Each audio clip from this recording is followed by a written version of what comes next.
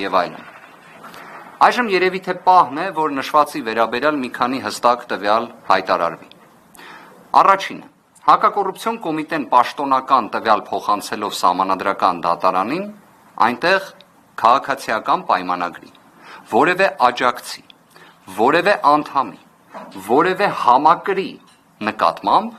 քրեական վարույթ չկա։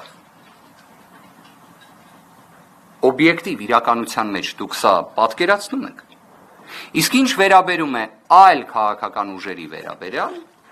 տվյալը հետևյալն է. 258 անձի վերաբերյալ քրեական վարույթ։ 258, որ պատկերացնեք փետրվար ամսից Հայաստանի Հանրապետությունում գաղտնալսվել են հազարավոր անձինք, իրականացվել են հազարավոր օպերատիվ հետախուզական միջոցառումներ,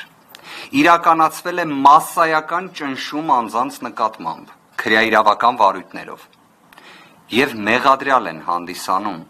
հունիսի 24-ի դրությամբ, այսինքն հունիսի 7-ին հաջորդած ժամանակահատվածը ներառյալ 258 անձ։ Հիմա ուզում եմ հասկանամ, որևէ մեկը այլևս այս հայտարարությունից հետո կարող է խոսել նրա մասին, որ Հայաստանում եղել են զանգվածային ընտրակաշառքի դեպքեր 258 մեղադրյալի պայմաններում։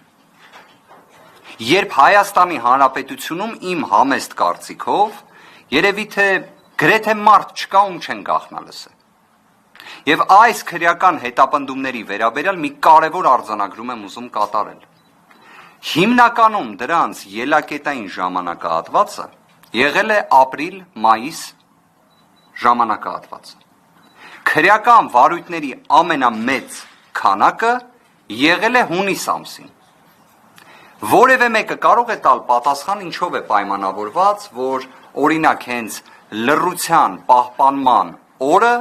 Դավիթ Ղազինյանի վերաբերյալ հրապարակվում է ձայնագրություն։ Ձայնագրություն, որը կատարվել է մայիս ամսին։ Ինչի քրեական վարույթը չի նախաձեռնվում մայիս ամսին, այլ հենց լռության պահպանման օրն է այն իրականացվում։ Պատճառը մեկն է՝ ազատ եւ հավասար ընտրություններ չունենալը։ Որովհետև պարզ է, չէ, երբ ընտրությունից, քվեարկությունից մեկ օր առաջ նման հրապարակում է կատարվում, մեղմ ասած,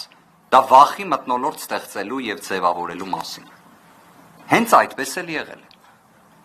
Իդեպ, այն, որ նույնիսկ քվեարկության օրը եղել են դեպքեր, որ անձանց ձերբակալել են, որոնք եղել են ընդդիմադիր ուժերի վստահված անձինք,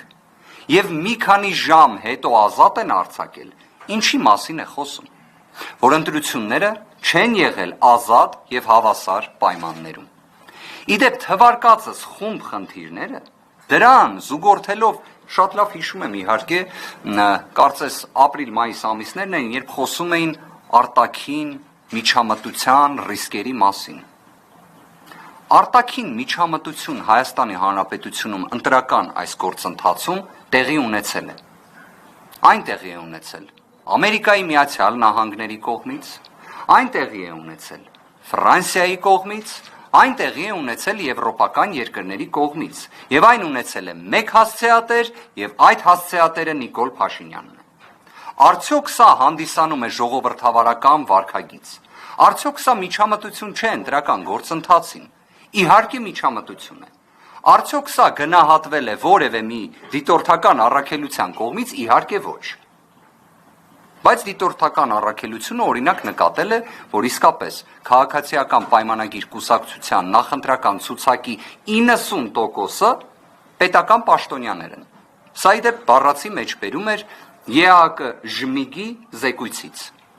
Բառացի մեկ այլ մեջբերում ԵԱԿ ժմիգի զեկույցից հանդիսանում է այն, որ իսկապես քրեական հետապնդումները, քրեաիրավական գործիքակազմները օգտագործվել են քաղաքական նպատակներով։ Իդեպ Հայաստանի Հանրապետությունում 2026 թվականի հունիսի 7-ի ընտրությունները տարածաշրջանում երևի թե միակն են, որտեղ ամենախոշոր ընդդիմադիր ուժի առաջնորդը այս ողջ ժամանակահատվածում գտնվել է տնային կալանքի պայմաններում։ Եվ եթե հարցնեք ինչի, դրան պատասխան չկա, որովհետև ըստ դատարանի որոշման Սամվել Կարապետյանը կարող էր խոչընդոտել գործի քննությանը հաղորդակցվելու միջոցով անձանց հետ։ Ըստ էության տրամաբանությունը սա էր. թաքնվելու ռիսկ չկա, նոր հանցանք կատարելու ռիսկ չկա։